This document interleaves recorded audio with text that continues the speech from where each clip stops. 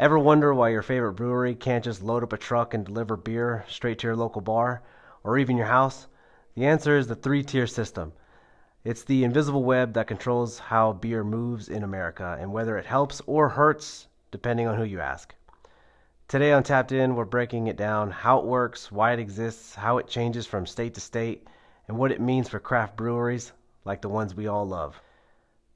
When Prohibition ended in 1933, lawmakers worried about alcohol monopolies in saloons owned by big brewers, so they created the three-tier system. It separates the industry into three layers. One, the producers, which are the brewers or importers.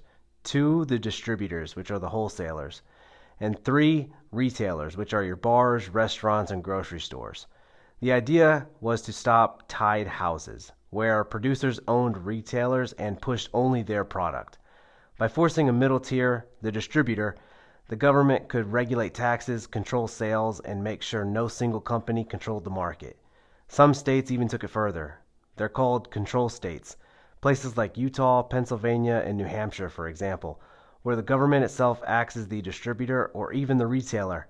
So depending on where you live, your beer might technically be owned by the state before it reaches you. Now let's talk about pros and cons. Benefits. Distributors save breweries from having to buy trucks, warehouses, and a sales team just to get beer on the shelves. Two, retailers get one delivery truck carrying dozens of brands instead of 50 brewers knocking on the door. And lastly, states get a tax system that's much easier to track and regulate. Now, the criticisms that you'll hear are distributors become gatekeepers. If they don't pick up your beer, your brand may never leave your tap room, or if you're a contract brand, will never pick up. Two, breweries lose margin. They sell low to distributors who mark up to retailers. And three, the rules are complicated. Franchise laws in some states make it nearly impossible for a brewery to switch distributors once they sign on.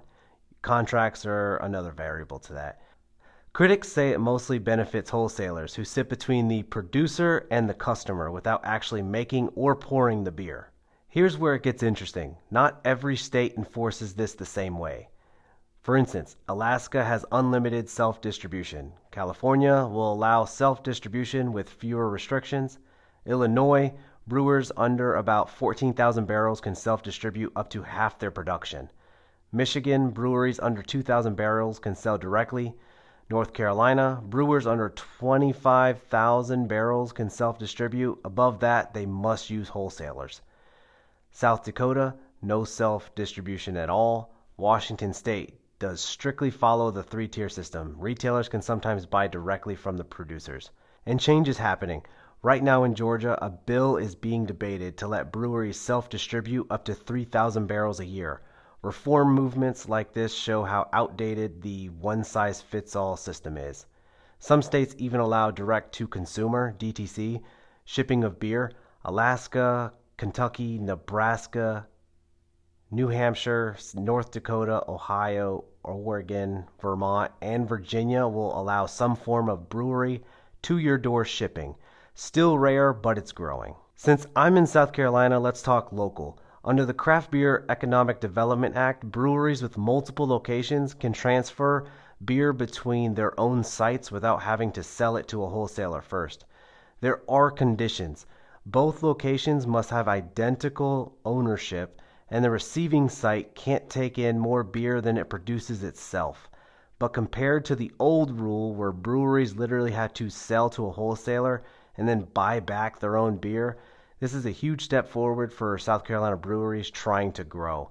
It shows that even here, lawmakers are slowly modernizing the rules to give craft beer more breathing room.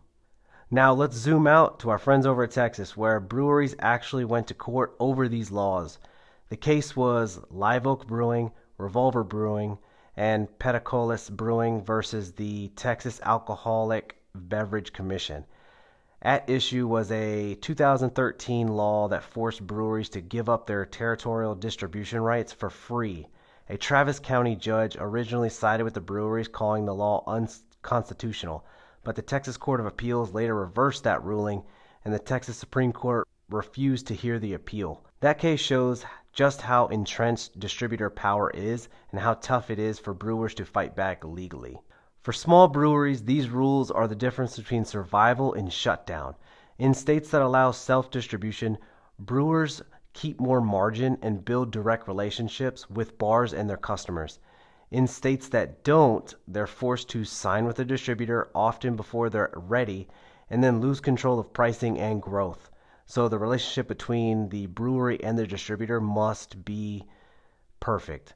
So when you wonder why your favorite local brewery hasn't expanded or why certain beers never make it to your shelves, it's not always about demand. Sometimes it's just the law. The three-tier system was created to regulate and protect, but almost 100 years later, it's showing cracks. For some, it's a lifeline. For others, it's a straitjacket. I want to hear what y'all think. Should breweries have the right to sell directly to retailers or even to us as consumers? Drop your thoughts in the comments. I'd love to hear how this system works where you live.